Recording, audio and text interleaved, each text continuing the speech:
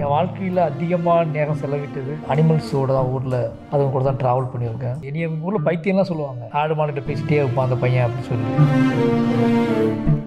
Grand Royal Tours presents Behind Woods Bison Special with Mari Selvaraj. எங்கள் அப்பாலாம் வந்து என்ன பண்ணுவாருன்னா, கோயில் திருவிழாவுக்காக ஆடு வாங்கிட்டு வருவாரு. அது 1.5 வருஷம் வளரும், அதை உயிர் மாதிரி பார்த்துக்குவார். அப்படி வளர்ப்பாரு. வளர்த்துட்டு கஷ்டத்து கிடாதான் கோயிலில் தான் பலி கொடுப்பாரு. சில நாளில் எங்கள் அம்மா அப்பா நான் பார்த்துருக்கேன், கோயிலில் பலி கொடுக்கும்போது அப்படியே கண்ணை மூடி கண்ணீர் வடியே நிற்பாங்க. எதுக்குன்னு விசாரிச்சா ஒரே துண்டில் தலை துண்டா முடும்பா இல்லைன்னா அப்படிப்பாங்க. இதெல்லாம் விரும்பின மூட நம்பிக்கைன்னு கடக்க முடியும். ஆனால் நான் அப்படி கடக்க விரும்பலை. ஏன் அப்படி கடக்க விரும்பலை அப்படின்னா, இதெல்லாம் அந்த புரிதெல்லாம் வர தான் எனக்கு வந்து மிருகங்களை ரொம்ப கவனிக்க ஆரம்பிச்சேன். மனித வாழ்வு நீங்கள் தேவைன்னா தேவை, தேவையில்லைன்னா தேவையில்லை. நீங்கள் நம்ம மிருகங்களை அப்படி தான் பயன்படுத்துவோம். வீட்டில் நாய் வளர்க்குறோம் அப்படின்னா அந்த நாய் என்னைக்கு வீட்டுக்குள்ள வரணும் வரக்கூடாதுன்னு நீங்கள் முடிவு பண்ணிடுவீங்க. வீட்டில் நிறைய விருந்தினர்கள் இருக்காங்க அப்படின்னா நாய் வெளியே கட்டி போட்டுருவீங்க. யாருமே இல்லை, நீங்கள் உங்களுக்கு போர் அடிக்க அப்படின்னா நாயை அவுத்து விட்டு செல்லமே கொஞ்சமே கொஞ்சிக்கிட்டு இருக்கீங்க. திருநெல்வேலியில் எங்கேயாவது யார் வீட்டுக்காக ஃப்ரெண்ட்ஸ் வீட்டுக்கு போனோம் அப்படின்னா அவங்க என்னையை காலி பண்ணுறதுக்கு என்ன பண்ணுவாங்கன்னா இங்கிலீஷ்லேயே பேசுவாங்க. எனக்கு இங்கிலீஷ் தெரியாது இல்லை, நான் ஓகே ஓகே ஓகே அப்போ அவங்க கொஞ்சம் டாப்பில் இருப்பாங்க. இந்த மாதிரி கொஞ்சம் அப்படியே சவுண்ட் கியூன்லாம் செட் பண்ணலாம். நம்ம படத்தை வேற மாதிரி கிராண்டியாக ஒரு இன்டர்நேஷனலாக பண்ணலாம். இன்டர்நேஷனல்னு ஒன்று கிடையாது. நம்மளோட கதைக்கு என்ன தேவையோ அதை உலகத்துக்கு கடத்துறது தான் இன்டர்நேஷனல். உலகத்தில் எங்கேயோ இருக்கிறத எடுத்து வந்து நமக்கு கடத்துறது கிடையாது இன்டர்நேஷனல். நீ எந்த ஊர்? திருநெல்வேலி. நான் எந்த ஊர்? திருநெல்வேலி. பாட்டு போடலையா நீ இப்படி தான் பேசுவேன். எத்தனை நாவல் எழுதிருப்பீங்க சார்? அது எழுதிருப்பேன் 100-150 எழுதி கொடுத்துருக்கோம். ஏதாவது ஒரு லக்குன்னு நினைப்பாங்க, இவன் எழுதி கொடுத்தா அது நடந்துக்கும். சார் மேம்காக டக்குன்னு ஒரு 2 வரிகள் எழுதணும்னா, சர்வ வல்லமை படைத்த தேவன் அவளின் கையில் நீ ஒப்படைத்தான். இவ்வளோ சிக்கலில் வாழ்ந்த ஒரு பையன் வந்து ஒரு பொண்ணை பார்த்த உடனே ஒப்படைக்கிறது இருக்குல்ல, இந்த பொண்ணை விட்டுறக்கூடாது. கண்ணுக்கு முன்னாடி ஒரு நெக்ஸ்ட் ஜென்ரேஷன் ஃபார்ம் ஆகுது இல்லை, பிரதீப், ஹரிஷ் கல்யாண், துரு இப்படி தானே ஆரம்பிச்சிருக்கோம். ரஜினி சார் படம், கமல் சார் படம் இதெல்லாம் வந்து இதே வயசில் தானே இப்படி தானே ஆரம்பிச்சிருக்கோம். அப்படிங்கிறத வந்து கண் கூட இப்போ தான் ஃபஸ்ட் டைம் பார்க்குறோம். கிராண்ட் ராயல் டூர்ஸ் வழங்கும் behind Woods bison special with Mari Selvaraj. ஒரு அழகான மேடையில் நிவாஸ்கிரி பிரசனாவை சந்தித்தோம் சார். அதில் இன்ஸ்டண்ட்டாக அவர் சொன்ன ஒரு விஷயம், மாரி சாரை நான் மீட் பண்ணுறேன், இந்த திரைப்படத்துக்கான பாடல்கள் பற்றி பேச ஆரம்பிக்கிறோம். அப்போ சார் இன்றைய ஸ்டைலில் ஒரு ஜான்ராவில் போடலாம் மியூசிக் அப்படின்னு நான் கொஞ்சம் ப்ளே பண்ணி காமிச்சேன். அப்போ தான் ரியலைஸ் பண்ணேன், நாங்கள் 2 பேரும் ஒரே ஊரை சார்ந்தவர்கள். நம்ம மண்ணுக்கு பாட்டு போடுறேன்னா என்னடா பண்ணிக்கிட்டு இருக்க அப்படின்னு அவர் கேட்டார். அப்போது ஒரு உணர்வு வந்தது. நான் ரொம்ப வருஷம் ஆயிடுச்சு என் மண்ணை விட்டு வந்து. டக்குன்னு அவர் சொன்ன அந்த ஒரு வார்த்தையில் திருப்பியும் நான் என் மண்ணுக்கு போயிட்டேன். என் ஸ்டுடியோ முழுக்க அந்த மண் வாசனை இருந்தது. அதுக்கப்புறம் இந்த பாடல்கள் எல்லாம் உருவாச்சு அப்படின்னு சொன்னார். இன்ஸ்டண்ட்டாக அந்த மண்ணு கூட இருக்கிற அந்த கனெக்ட் பற்றி சொல்லுங்கள் சார். ஏன்னா அந்த மண்ணில் தான் வலியும் இருக்குது, அந்த மண்ணில் தான் வெற்றியும் இருக்குது. திருநெல்வேலி அதை மறந்துட்டான் ஓகேங்களா. அவன் ஸ்டூடியோக்கு நான் ஃபஸ்ட்டு போகும்போது அவன் என்னை டைரக்டராக பார்க்குறான். நான் மியூசிக்குள்ளே போய் உட்காந்துக்கும் போது அவன் என்னை இம்ப்ரெஸ் பண்ண ட்ரை பண்ணுறான். அந்த இம்ப்ரெஸ் பண்ண ட்ரை பண்ணுற மீன்ஸ் அவனுக்கு தெரிஞ்ச வித்தையெல்லாம் இந்த சவுண்ட்ஸ். அதாவது இப்போ நீங்கள் என்ன பண்ணுவீங்க, இப்போ நான் எங்கேயாவது ஃப்ரெண்டு வீட்டுக்கு போனேன் அப்படின்னா எனக்கு இப்போ நான் டைரக்டர், இப்போ திருநெல்வேலியில் எங்கேயாவது போனேன் அப்படின்னா நான் டைரக்டர்னு தெரியுது அவனுக்கு. யார் வீட்டுக்காவது ஃப்ரெண்ட்ஸ் வீட்டுக்கு போனேன் அப்படின்னா அவன் என்னையை காலி பண்ணுறதுக்கு என்ன பண்ணுவாங்கன்னா, அதாவது எனக்கு ஈக்குவலாக ஏதோ ஒன்று என்னை இம்ப்ரெஸ் பண்ணுறேன், அவன் இங்கிலீஷ்லேயே பேசுவாங்க. நான் டைரக்டர் தான், எனக்கு இங்கிலீஷ் தெரியாது இல்லை, நான் okay okay okay okay okay அப்போ அவங்க கொஞ்சம் டாப்பில் இருப்பாங்க. இந்த மாதிரி கொஞ்சம் அப்படியே சவுண்ட் கியூன்லாம் செட் பண்ணான். நான் சொன்னேன் இதுதான் எதுக்கு அப்படின்னு கேட்டேன். சார் நம்ம படத்தை வேற மாதிரி கிராண்டியாக ஒரு இன்டர்நேஷ்னலாக பண்ணலாம். இன்டர்நேஷ்னல்னு ஒன்று கிடையாது. நம்மளோட கதைக்கு என்ன தேவையோ, இந்த கதை எங்கே நிகழுதோ அங்கே என்ன மாதிரி மக்கள் வாழ்கிறாங்களோ அந்த மக்களோட உணர்வுகள் எப்படி இருக்குமோ அதை உலகத்துக்கு கடத்துறது தான் இன்டர்நேஷ்னல். அப்சல்யூட்லி ஓகேங்களா. உலகத்தில் எங்கேயோ இருக்கிறத எடுத்து வந்து நமக்கு கடத்துறது கிடையாது இன்டர்நேஷ்னல். அப்போ உன்னோட நீ எந்த ஊர்? திருநெல்வேலி. நான் எந்த ஊர்? திருநெல்வேலி. இப்படின்னு பேச ஆரம்பித்தோம். நாளாக என்னென்னா அவன் திருநெல்வேலி ஸ்லாங்லேயே நான் பேசுவேன். பாட்டு போடலையா நீ இப்படி தான் பேசுவேன். இப்போ வந்தேன்னு வச்சுக்க, என் பாட்டு இப்போ ரெடி ஆகணும்னு வச்சுக்க, அந்த சத்தம் வரணும், இந்த சத்தம் வரணும், இந்த வாழை போல ஏழி இருந்து முழுக்க அந்த திருநெல்வேலி அந்த சத்தம் ஸ்லாங்கு. நான் ஃபோன் பேசினாலே திருநெல்வேலி ஸ்லாங்கில் தான் பேசுவேன். அவன் வந்து அவன் சிரிச்சுட்டே இருப்பான். அவனுக்கு வந்து நான் ரொம்ப நாள் ஆச்சு அங்கேருந்து வந்து. அதனால் வந்து உனக்கு அவங்க அப்பா அம்மா தான் கூட்டி வந்துட்டோம். அவங்க அப்பா அம்மா மீட் பண்ணி அவங்க வீட்டில் போய் தோசைலாம் சாப்பிடும்போது அவங்களுக்கு ரொம்ப சந்தோஷம். அவங்களும் திருநெல்வேலி ஸ்லாங்லாம் பேச ஆரம்பித்தாங்க. அப்போ இந்த முதல்ல அவனை திருநெல்வேலி பையனாக மாற்றுறதே எனக்கு பெரிய சவாலாக இருந்துச்சு. அதுக்கப்புறம் தான் அவனுக்கு திருநெல்வேலி என்னோடய எல்லா படங்களையும் பார்க்கக்கூடிய எல்லா படங்களையும் உட்காந்து பார்த்து அப்போ இந்த சவுண்ட்லாம் கேட்டு அப்போ மக்கள் எப்படி இருக்காங்க, எது வந்து நம்மக்கிட்ட ஒரு லவ்னஸ் உண்டு எப்போவுமே. அந்த லவ்னஸ்லாம் வேணும். இல்லை நம்மக்கிட்ட ஒரு சத்தம் இருக்குது. அது அழுகையாக இருக்கட்டும், அது காதலாக இருக்கட்டும், அது ஒப்பாரியாக இருக்கட்டும், கொண்டாட்டமாக இருக்கட்டும், எல்லாத்தையுமே நம்மளோட ஒரு லவுட் இருக்குண்டா. நீ வந்து இந்த அஸ்கி வாய்ஸில் பாட்டு போடுறதா நிப்பாட்டு அப்படி சொல்லி அதுக்கப்புறம் அவனுக்கு அது ரொம்ப பிடிச்சிடுச்சு. ரொம்ப பிடிச்சி அவன் இன்னொன்று அவனோட ஆள் மனசுக்குள்ளேயுமே எப்படா மண்ணுக்கு திரும்பி போகணுங்க ஒன்று இருந்திருக்கு, அது அவனுக்கே தெரியாமல். ஆமாம். அது எல்லாத்தையும் என்ன நினச்சிக்கோங்கன்னா, இங்கே உள்ள இந்த விஷயங்களை பார்த்துட்டு நம்ம அதை மறந்துட்டோம்னு அது ஞாபகம் இல்லாமல் நினச்சிக்குவாங்க. ஆனால் அது எங்கேயா இப்படி தட்டி விட்டால் போதும், அந்த ஏக்கம் வந்து திருப்பி. அப்படி நான் தட்டி தான் விட்டேன். அவங்களுக்கு அந்த ஏக்கம்லாம் வந்து அதுக்கப்புறம் இந்த பாடல்கள் எல்லாமே வந்து அந்த பாயிண்ட் ஆஃப் வியூவில் பிறந்தது தான். திருப்பி அவன் இப்போ பழைய நிவாசாக மாற்றணும் அப்படின்னா யாராவது போய் கஷ்டப்பட்டு மாற்றணும். அவரும் அதை சொன்னார் சார், என்னை திருப்பி வந்து அந்த இன்டர்நேஷ்னல் ஸ்டைலுக்கு கொண்டு வரது கொஞ்சம் கஷ்டம் தான் என்ன, நான் இன்னுமே பைசனுடைய மண் வாசனையிலே தான் இருக்கேன் அப்படின்னு அவர் சொன்னார். அதே மாதிரி தான் சார் உங்கள் பாடல்கள். முதல் பாட்டு எது சார் ரெடி பண்ணணும்னு முடிவு பண்ணீங்க? ஃபஸ்ட்டு நாங்கள் ரெடி பண்ணது வந்து தென்னாட்டு தேசத்தில்.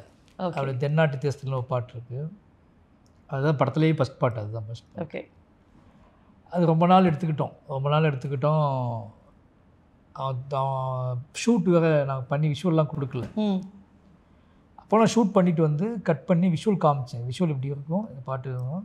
நான் ஒன்றே ஒன்று தான் சொன்னேன், நம்ம நிலப்பரப்பு வந்து நம்ம ஊர் வந்து இந்த பாட்டு எப்படி இருக்கும் அப்படின்னா, இப்போது எங்கள் அம்மா வந்து அங்கே நின்று வேலை செய்வாங்க, எங்கள் அப்பா அங்கே நின்று வேலை செய்வாங்க, எங்கள் அம்மா இங்கே நின்று மாமோன்னு கூப்பிடுவாங்க, ஓகேங்களா? இப்படி தான் அங்கே உரையாடலே நிகழும். ஏன்னா காட்டுக்குள்ளே வேலை செய்கிறது. ஆமாம். அப்போ அந்த நிலப்பரப்பு அந்த வயல்வெளிகளை பற்றி பாட்டு பாடணுன்னா அவ்வளோ பெரிய ஓப்பனாக, அவ்வளோ பெரிய லவுடாக பேஸில் எனக்கு வேணும் பாட்டு அப்படின்னு சொன்னது. அதுக்கு இதெல்லாம் புரிய வச்சதுக்கப்புறம் அவனுக்கு வந்து அது புரிஞ்சிச்சு, அந்த வாழ்க்கை புரிஞ்சிச்சு. அதுக்கப்புறம் இந்த தென்னாட்டு பாட்டை வந்து அவ்வளோ கிராண்டியராக அவ்வளோ பெருசாக செட் பண்ணி அந்த பாட்டு வந்துச்சு. அங்கே வரைக்கும் கேட்கும்ல சார் அது? ஆமாம். நீங்கள் சொல்லும்போதே அதுவும் அந்த மரத்தில் தூளியில் தாளாட்டிக்கிட்டே அவருக்கு சாப்பாடுக்கு நேரமாச்சுன்னு கூப்பிடுறதுக்கு ஒரு வாய்ஸ் வரும் பாருங்க, அந்த அடிவயத்திலேருந்து வரும் சார் அது. அதை நீங்கள் சொல்லும்போது எங்கெங்கேயோ போய் எக்கோ அடிச்சு நம்ம யாரோ ஒருத்தருக்கு கூப்பிட்டு அது இந்த நம்ம இப்போ கான்கால் போடுறோம்ல, அவங்க அந்த பக்கம் நிற்பாங்க, இவங்களுக்கு காது கேட்டு இன்னாரு அவன் பொண்டாட்டி கூப்பிடுதா அப்படின்னா அவங்க ஒன்று சொல்லி அது அப்படியே ட்ராவல் ஆகி காற்றுலேயே போகும். நம்ம ஃபோன் பேசுகிற மாதிரி இதெல்லாம் சொல்லி தான் அந்த பாட்டை நாங்கள் ரெடி பண்ணோம். பட் அந்த பாட்டு சார், தந்தைக்கும் மகனுக்கும் இருக்கிற அந்த பாட்டு, இது பியூட்டிஃபுல்லாக இருந்தது. அதுக்கு முன்னாடி உங்களுக்கு கேட்கணும் சார், எனக்கு அந்த புத்தகத்தில் ஒரு ஃபோர்வேர்டு இருக்கும் சார். புக்கை ஓப்பன் பண்ணும்போது முதல்ல ஒரு ஃபோர்வேர்டு இருக்கும், அதுக்கப்புறம் அந்த புத்தகத்தில் என்ன இருக்கும்னு அப்படின்னு ஒரு எதிர்பார்ப்பு அது உருவாக்கும். பாடல்களுக்கு நான் ஒரு ஃபோர்வேர்டு இது வரைக்கும் பார்த்ததே கிடையாது sir. I am an Avid music lower. ஆனால் ஒரு பாட்டுக்கு ஒரு ஃபோர்வேர்டு. இப்போ தந்தை மகனுக்கான அந்த சீனிகள், அந்த பாட்டுக்கு நீங்கள் எழுதியிருக்கீங்க, எங்கள் அப்பாக்கே ஸ்விம்மிங் தெரியாது, ஆனால் to swim against the storm எனக்கு கற்றுக் கொடுத்தாரு அப்படின்னு. அதெல்லாம் அந்த ஃபோர்வேர்ட் படிக்கும்போது நான் அழுதுகிட்டே இருந்தேன் சார். அண்ட் இமோஷனாக இருக்கிற எங்களுக்கு, அதுவும் தந்தையும் குழந்தைக்கும் இருக்கக்கூடிய அந்த பாண்டை கேட்கும்போது, அந்த வரிகளை படிக்கும்போது அது எங்களுக்கு எழுதின மாதிரியே இருந்துச்சு. எழுத்தாளராக நீங்கள் மாறினதுக்கு ஒரு பெரிய காரணம், ஒருவேளை எனக்குள்ளே இருக்கிற வலியை வேற ஒரு பாடலாசிரியர் எழுதுனா அந்த வலி சரியாக கம்யூனிகேட் ஆகாதுன்றதுனாலயா, இல்லை நிஜமாவே உங்களுக்கு அவ்வளோ எழுத பிடிக்குமா? எனக்கு எழுத ரொம்ப பிடிக்கும். நாட் ஜஸ்ட் அஸ் ஃபிலிம்ஸ், இல்லை பட் இந்த மாதிரி. நான் சின்ன வயசுலேயே எழுத ஆரம்பிச்சிட்டேன். சின்ன வயசுலனா நான் நமக்கு எதுவுமே தெரியாது இல்லை, அப்போவே கிராமத்துலேயே. ஏன் எழுத ஆரம்பிச்சிட்டோம்னா, நான் நிறைய சேட்டை பண்ணுவேன்னா நீங்கள் வந்து எப்படி சொல்கிறதுனா, அது ஒரு மனநிலை, அதை சொல்ல தெரியாது எனக்கு. சொல்கிற கேட்குற மனநிலை வீட்டிலே இருக்க மாட்டாங்க. அப்போ நோட்டில் எழுதி வைப்பேன். எங்கள் அண்ணன் வந்து வாத்தியார், நான் என்ன பண்ணுவேன், அவன் பேக்கில் எழுதி வச்சுட்ருவேன். அவன் தான் என்னை அடிப்பான் அதிகமாக. நான் இப்போ இந்த தப்பு பண்ணேன்னா நைட்டு வந்து ஒரு தப்பு பண்ணியிருப்பேன், அவன் அடிச்சிருப்பான், அவன் காரணம் கேட்டிருப்பான். அந்த காரணத்தை எனக்கு சொல்ல முடியாது, ஏன்னா நிறைய பேர் இருப்பாங்க. பட் மறுநாள் காலையில் அந்த காரணத்தையும் அந்த காரணத்துக்கான ஒரு பெயினையும் சேர்த்து அது ஒரு பக்கமாக எழுதி பேப்பரில் மடித்து அவன் பேக்கில் வச்சு விட்ருவேன். இப்படி கொஞ்சம் கொஞ்சமாக நான் எழுத ஆரம்பித்தேன். என்னோடய எழுத்து எப்படி வந்துச்சுன்னா இந்த பாயிண்ட் ஆஃப் வியூ தான் வந்துச்சு. நான் பண்ணுற தவறுகளை நான் பண்ணுறேன். இப்போது ஏதாவது ஒரு விஷயம் என் மேலே கான்ஃப்ளிக்ட் இருக்குன்னா அதை வந்து அவங்கள்ட்ட நான் எங்கேயாவது சொல்ல பிரயோகப்படுத்த எனக்கு முடியலை. ஏன்னா நான் சின்ன பையனாக இருப்பேன், வீட்டில் லாஸ்ட்டு. நான் என்ன பண்ண தெரியுமாங்க, டப்புன்னு விழுந்துரும். ஓகேங்களா, இது ஒரு பெரிய பிரச்சனை எனக்கு. ஆமாம், நான் சொல்கிறத கேளுங்க, ஆனால் கேட்கவே மாட்டாங்க. ஆனால் எழுதும் போது என்ன, அப்போ தான் நான் அதில் ருசி எனக்கு வந்துச்சு. நான் எழுதுன முதல்ல வேடிக்கையாக படிக்க ஆரம்பித்தாங்க. இந்த இந்த பையன் என்ன எழுதிக்காம அப்படின்னு படிக்க ஆரம்பித்தாங்க. அப்போ கொஞ்சம் கொஞ்சமாக அவங்களுக்கு வந்து அது புரிய ஆரம்பிச்சிச்சு, இவனுக்குள்ளே இந்த விஷயம் இருக்குது போல இருக்குது அப்படின்னு சொல்லி. நான் நோட்டில் எழுத ஆரம்பிச்சிருவேன், புக்கில் எழுத ஆரம்பிச்சிருவேன். எக்ஸாமில் கூட எனக்கு வந்து இந்த கொஸ்டின்ஸ் வந்து நீங்களாகவே எழுதிச்சிருக்க கொஸ்டின் கதை எழுதி போட்டுப்பாங்களே, அது நான் அதுக்கு எனக்கு ஒரு பெரிய ஃபேன்ஸே ஒன்று எங்கள் டீச்சர்ஸில். அந்த கதை நானாக ஒரு கதை எழுதி வச்சு வைப்பேன். அந்த கதைக்காகவே ஒரு நாள் முழுக்க பாராட்டுவாங்க. அப்போவே எனக்கு அந்த சென்ஸ் இருந்துச்சு எனக்கு. அப்போ எங்கள் வீட்டில் அப்பவே தெரிஞ்சிருச்சு. அது கொஞ்சம் கொஞ்சமாக என்ன ஆயிடுச்சுன்னா, நாள் வளர எனக்கு வந்து அது கொஞ்சம் அதிகம் முத்தி போச்சுன்னா செவுத்தில் போய் எழுதுறது இப்படி போடுது. அப்போ அடுத்த பசங்களுக்கு லவ் லெட்டர் எழுதி கொடுக்குறது, அந்த பஞ்சாயத்துக்குலாம் போயிடுச்சு. ஏன்னா நீங்கள் உங்களை பாராட்டான்னு வச்சுக்கோங்களேன், அவங்களுக்கு இன்னும் நிறைய வரும் சார், கொட்டுமே அருவி மாதிரி. இப்போ வீட்டில் தெரிஞ்சிருச்சு, அப்போ தெருவுக்கு தெரியணும் இவன் நல்லா எழுதுவான் அப்படின்னு சொல்லிட்டு. அப்போ ஊருக்கு தெரியணும், அப்போ ஸ்கூலுக்குலாம் தெரியணும், அப்போ யாருக்காவது லவ் லெட்டர் வேண்டுமா இங்கே அணுகவும் அப்படிங்கிற இடத்துக்கு வந்துருச்சு. அது அந்த மாதிரி வந்து நிறைய ட்ரிப்பு மாட்டியிருக்கோம். இப்போ நிறைய ட்ரிப்பு நான் பசங்க மாட்டியிருக்கானுங்க. எத்தனை லவ் லெட்டர் எழுதிருப்பீங்க சார்? அது எழுதியிருப்பேன் 100-150 எழுதி கொடுத்துருப்போம். அப்பா, அது எனக்கு பெரிய வேலையாகவே இருந்திருக்கு. அதாவது என்னென்னா, இப்போ அதுக்குன்னு கூட்டம் இருக்கு. அந்த கூட்டம் வந்து என்னை வந்து ரொம்ப நம்பும். ஏதாவது ஒரு லக்குன்னு நினைப்பாங்க, இவன் எழுதி கொடுத்தா அது நடந்துக்கும் அப்படின்லாம் நினைப்பாங்க. சார் 150 லெட்டரில் உங்கள் மனைவிக்கு எத்தனை சார் எழுதிங்க? என் மனைவி லெட்டர்லாம் எழுதலை நான். என்ன சார் என்ன அப்படின்னா, அவங்க வந்து எனக்கு வாசகியாக தான் அறிமுகம் பண்ணாங்க. நான் இப்போ பிளாக்ல எழுதிட்டு இருந்தேன். மெயில் போடுவாங்க. மெயில் போட்டோடனே அப்போ ஃபோன் வந்துடுச்சு. ஃபோன் வந்த உடனே ஆமாம் இங்கே சென்னை வந்துட்டேன் நான்.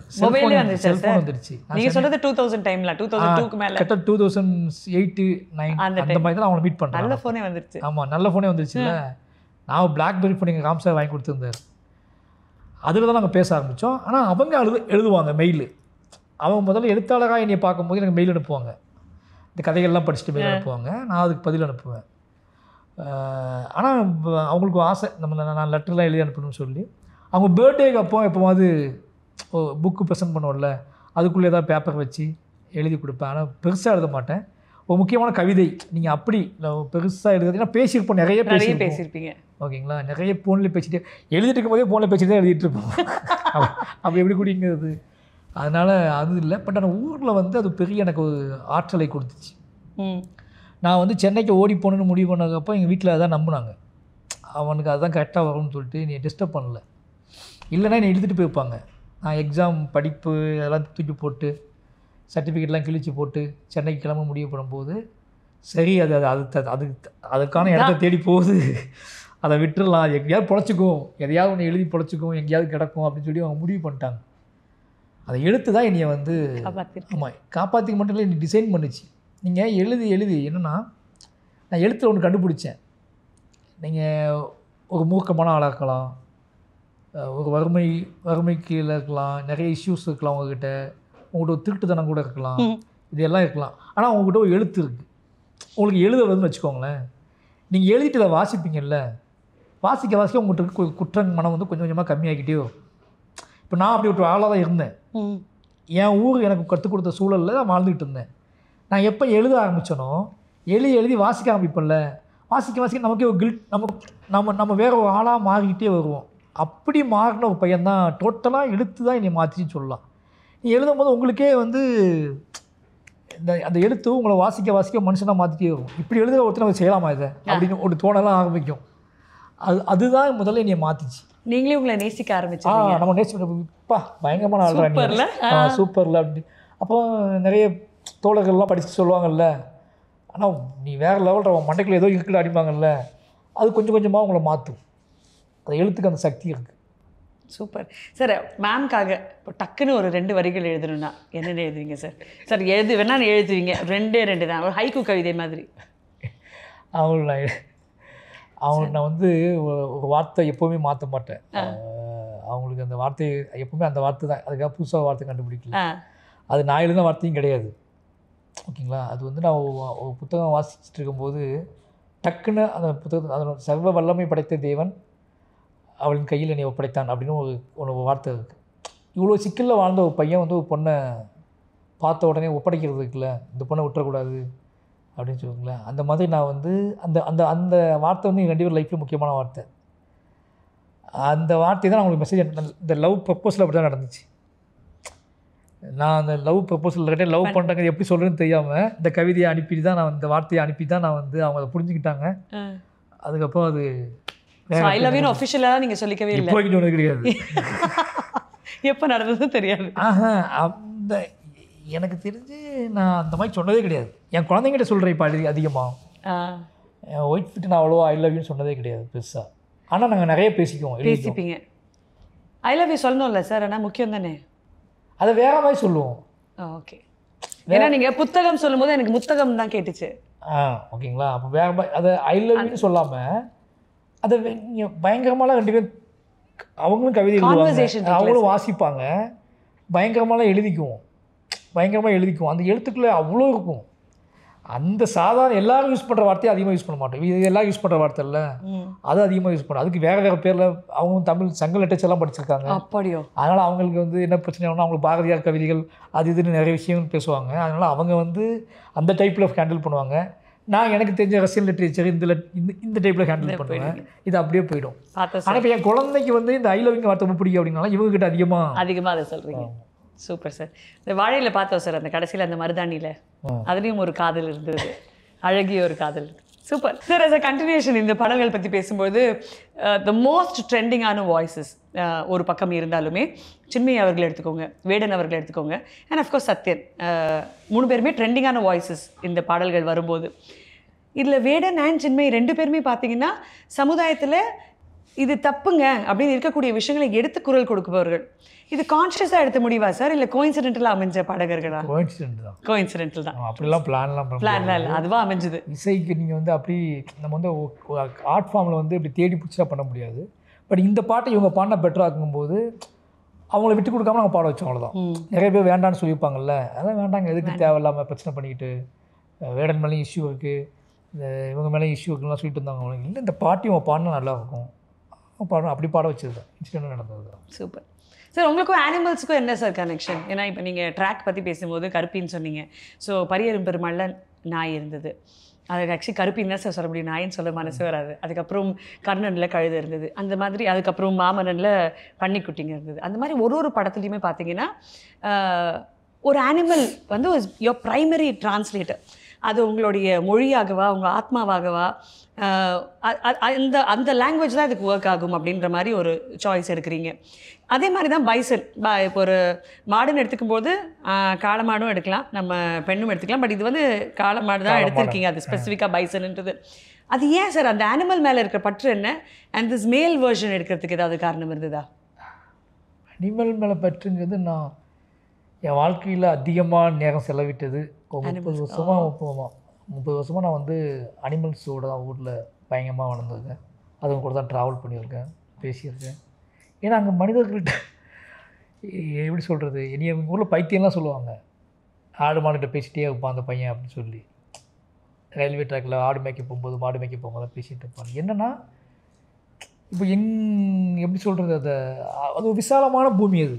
ஆமாம், ஓகேங்களா. நீங்கள் இப்போ நம்ம இந்த மாதிரிலாம் வாழ்க்கையை வாழ்ந்துட்டுருக்கோம்ல, அங்கே அப்படி இல்லை, ஒரு பெரிய விசாலமான. அப்போ உங்களுக்கு கூட யாராவது உங்களை கூப்பிட்டோன்னே எல்லோரும் வந்த மாட்டேன், ஆற்று குளிக்க போகணும் அப்படின்னா எனக்கு குளிக்க போகணுன்னு தோணுது. ஒருத்தனை போய் கூப்பிட்டோம்னா போடா அப்படின்ட்டுருவான். ஆனால் என் கூட ஒரு நாய் வந்துட்டுருக்கும். என் வீட்டில் ஒரு நாய் இருந்துச்சுன்னா அந்த நாய் என் கூட ஆற்று குளிக்க வரும். அது கொஞ்சம் தூரம் நாங்கள் அப்படி போய் நான் குளித்து அப்போ அதை குளிப்பாட்டி விட்டு அப்போ 2 பேரும் உள்ளே போய் வாழைத்தோப்புக்குள்ளே போய் பழம் சாப்பிட்டுட்டு அப்படி நடந்து வந்தபோது கூட ஒரு நண்பன் வந்த மாதிரியே ஒரு ஃபீல் இருக்கும். இப்போ வீட்டுக்கு வந்தோம்னு வச்சுக்கோங்களேன், அப்பா சொல்லுவாங்க, அந்த வீட்டுக்கு அந்த மாட்டை ஊற்றி கெட்டு அடிப்பாங்க. திருப்பி ஒரு ஆள் புதுசாக ஒரு ஆள்கிட்ட போய் பழகிற மாதிரி இருக்கும். திருப்பி மாட்டை ஊற்றி கட்டி மாட்டுக்கு தண்ணி வைக்க அடிப்பாங்க. அப்போ மாடு தண்ணி வைக்கும்போது அதை தட்டி விட்டக்கூடாதுன்னு சொல்லிட்டு அதுக்கு கொஞ்சம் நேரம் ஹான்னு தடவை கொடுத்து அதை பேசி அதை சரி பண்ணுவோம். உள்ள வீட்டுக்குள்ளே வந்தால் என்ன நடக்கும், சாப்பாடு போடுமான்னு சொல்லுவோம். சாப்பாடு தட்டை எடுத்து வச்ச உடனே பூனை மியாவுன்னு வந்துருக்கும். ஓகேங்களா. அது எங்கேருந்து வருதுன்னே தெரியாது. அப்போ நம்ம அதை சாப்பிடுவோம், அதுக்கு கொஞ்சம் எடுத்து வைப்போம். இங்கே முடியும், இங்கே சாப்பிட்டு எடுத்து வைப்போம். வெளியே போய் எங்கேயாவது விளையாட போகலாம் அப்படின்னு வெளியே கிளம்புவோம். வெளியே கிளம்பி போனால் ஒரு கழுதை உங்களை கிராஸ் பண்ணி கால் கட்டுப்பட்டு கிராஸ் பண்ணி போகும். நம்ம அதை பார்த்துக்கிட்டே போவோம்.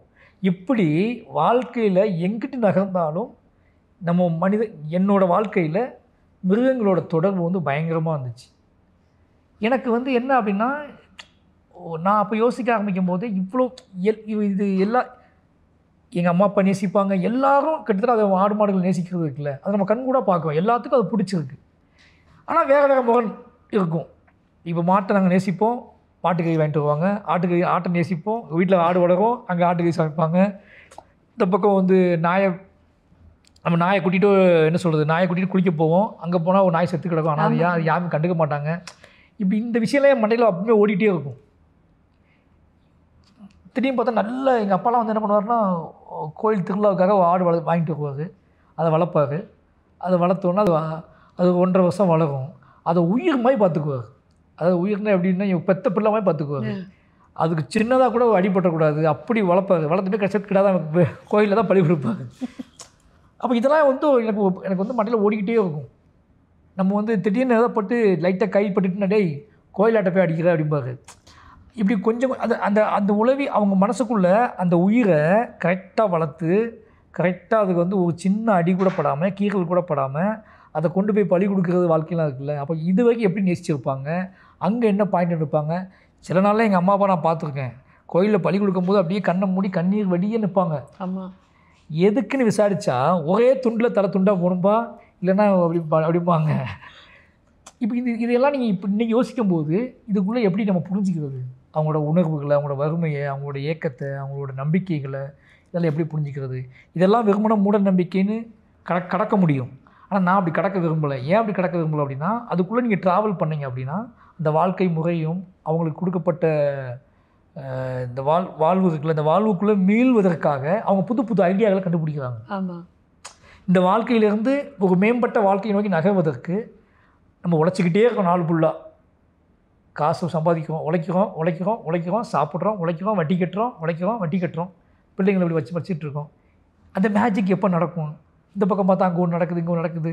அப்போ அந்த மேஜிக் வாழ்க்கையில் மேஜிக்காக அவங்க வந்து தன்னை எதுவாகவும் நினச்சிக்கிட்டு பண்ணுறதுலாம் இருக்குல்ல. இதெல்லாம் அந்த புரிதெல்லாம் வர தான் எனக்கு வந்து மிருகங்களை ரொம்ப கவனிக்க ஆரம்பித்தேன். அதுலேருந்து என்னோட மெட்டஃபர்ஸாக அது வந்து மனித வாழ்வு நீங்கள் தேவைன்னா தேவையில்லைன்னா தேவையில்லை. நீங்கள் நம்ம மிருகங்களை அப்படி தான் பயன்படுத்துவோம். நம்ம மிருகங்களை எப்படி பயன்படுத்துகிறோம்னா, உனக்கு தேவைன்னா தேவையில்லை தேவையில்லை. வீட்டில் நாய் வளர்க்குறோம் அப்படின்னா அந்த நாய் என்னைக்கு வீட்டுக்குள்ளே வரக்கூடாதுன்னு நீங்கள் முடிவு பண்ணிடுவீங்க. இப்போ வீட்டில் நிறைய விருந்தினர்கள் இருக்காங்க அப்படின்னா நாயை வெளியே கட்டி போட்டுருவீங்க. யாருமே இல்லை, நீ உங்களுக்கு போர் அடிக்க அப்படின்னா நாயை அவுத்து விட்டு செல்லமே கொஞ்சமே அப்படி கொஞ்சிக்கிட்டு இருப்பீங்க. இப்படி தான் நம்ம மனித உறவுகளை வச்சுருக்கோம். இது வந்து பெரிய மெட்டஃபர்ஸ். அனிமல்ஸுக்கு நமக்குள்ள மெட்டஃபர்ஸ் வந்து பெரிய விஷயம். இது என்னோட ஆர்ட் ஃபார்முக்கு, என்னோட கதை சொல்லலுக்கு, என்னோட பொலிட்டிக்கல் வியூஸ்க்கு இது ரொம்ப ஸ்ட்ராங்காக பயன்படுது. Fantastic sir. பைசன் பற்றி நிறைய விஷயங்கள் கேட்கணும்னு ஆசைப்பட்டு, பட் அதை தாண்டி ரொம்ப சின்ன வயசில் இருந்த மாரி அவர்களுடைய வாழ்க்கையிலேருந்து இன்றைக்கி இருக்கக்கூடிய மாரி வரைக்கும், உங்களுடைய பையன் வரைக்கும் எல்லா விஷயங்களும் தெரிஞ்சுக்கிறதுல ரொம்ப ரொம்ப மகிழ்ச்சி. பைசனுக்கு கங்க்ராச்சுலேஷன் சார். இந்த வாட்டி தீபாவளி ரொம்ப டிஃப்ரெண்ட்டாக இருக்கும். எப்பவுமே அத்தனை ஆளுமைகளுடைய திரைப்படங்களை பார்த்து இப்போ வந்து நம்மளுடைய துருவ் ஒரு படத்தில், பிரதீப் ஒரு படத்தில், ஹரிஷ் ஒரு படத்தில் அப்படின்னு 3 பேருக்குமே வந்து அம்மா எனக்கு வந்து அது பெரிய விஷயமா பார்க்குவேன். கண்ணுக்கு முன்னாடி ஒரு நெக்ஸ்ட் ஜென்ரேஷன் ஃபார்ம் ஆகுது இல்லை. பிரதீப், ஹரிஷ் கல்யாண், துரு இவங்கெல்லாம் பார்க்கும்போது என்னென்னா இப்படி தானே ஆரம்பிச்சிருக்கோம். இல்லை நம்ம இல்லாதப்போ வந்து ரஜினி சார் படம், கமல் சார் படம் இதெல்லாம் வந்து இதே வயசில் தானே இப்படி தானே ஆரம்பிச்சிருக்கோம். அப்படிங்கிறத வந்து கண் கூட இப்போ தான் ஃபஸ்ட் டைம் பார்க்குறோம்.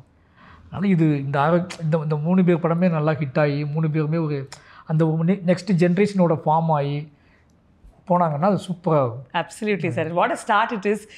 தீபாவளி ரிலீஸில் the young generation, the new generation of Tamil cinema இவ்வளோ பெரிய ஒரு படி எடுத்து வைக்கிறாங்கன்னு நினைக்கும்போது அதுக்கு பின்னாடி காரணமாக இருக்கிற சக்தி நீங்களாக இருக்கும்போது ரொம்ப சந்தோஷமாக இருக்குது. Again to the entire team of Bison, lots of love from all of us sir. Super duper ஹிட்டான ஒரு திரைப்படம்.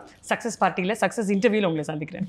Thank you so much. Behind with Bison special with Mari Selvaraj. Title sponsor grand royal tours. உங்கள் ஒவ்வொரு ட்ரிப்பையும் ஸ்வீட் மெமரிஸாக்க grand royal டூர்ஸுக்கு வாங்க.